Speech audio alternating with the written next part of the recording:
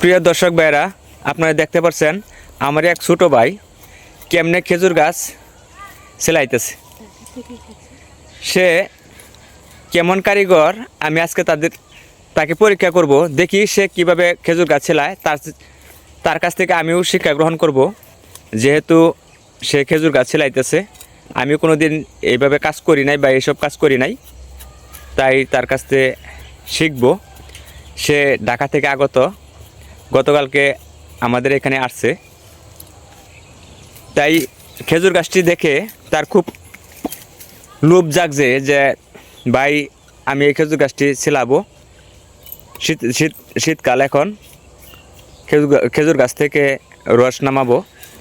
আচ্ছা, দেখি সে কিভাবে রস নামায়। আমি সেই প্রসেসটা আমি দেখতে চাই, আমি শিখতে চাই। প্রিয় দর্শক ভাইরা, যদি আপনারাও পারেন, কে কে পারেন কমেন্টের মাধ্যমে জানাবেন। আসলে আমি পারি না, বিদায় তার কাছ থেকে শিক্ষা নিতেছি, তাই আপনাদের সাথে ভিডিওর মাধ্যমে শেয়ার করলাম। আর যারা যারা পারেন তারা কমেন্টের মাধ্যমে জানাবেন, আর যারা পারেন না তারাও জানাবেন। যদি আমার এই ভিডিও থেকে উপকৃত হয়ে থাকেন তাও জানাবেন।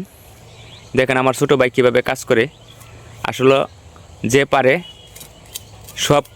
সব কিছুই পারে। আমার মনে হয় ভাই ছোটো ভাই হলেও সব কাজের কাজই, কারণ যেহেতু খেজুর গাছ সেলাইতেছে, আসলে এটা একটা শিক্ষণীয় বিষয়। আমি এখনও দেখি নাই কীভাবে সেলায়, শুধু রস খেয়েছি, কিন্তু খেজুর গাছ সেলায় কোনো দিন রস খাই নাই। অন্যজনে সেলাইছে, কিনেও খেয়েছি বা নিজস্ব গাছ থেকেও খেয়েছি। আর দেখেন কিভাবে সে কাজ করে। আমি আরও আপনাদেরকে কাছে নিয়ে তাকে দেখাই। আসলে এখানে আমি যাইতে পারতেছি না, খেজুর গাছের কাটা আসলে খুব মারাত্মক। ভাই আসলে মনে হয় আমার দাওটা বেশি ভালো হয় নাই, তাই না? দাওটা আর ডাল লাগতো। ও, দাঁড় হইলে ভালো হইতো। হ্যাঁ, আপনি তো ভাই মনে হয় আরও কাজ করছেন কোনো জায়গায়? অনেক গাছ ছিল। অনেক গাছ ছিলেন? 20-30টা। 20-30টা? আপনার পেশায় কি এটা নাকি? না, আমি চাকরি করি পেশায়। গাছ ছিলি, এটা অভ্যাস। আপনার দাদাও কি কাজ করতো? না, আমি ছিলি শখের বসে। ও, শখের বসে। ঠিক, ভালো ভালো ভাই, আপনার পায়া আসলে আমি খুব উপকৃত হইলাম। কারণ ভাই একটু তেরা বেঁকা হচ্ছে মনে হয়। তেরা বেঁকা এটা সোজা উপরে রেখ দিলে।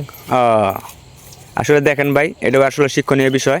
ভাই কীভাবে খেজুর গাছ কাটে বা সেলায়, আমরা যারা জানি গ্রাম অঞ্চলে সেলানি ভাষাটাই আমরা ব্যবহার করি।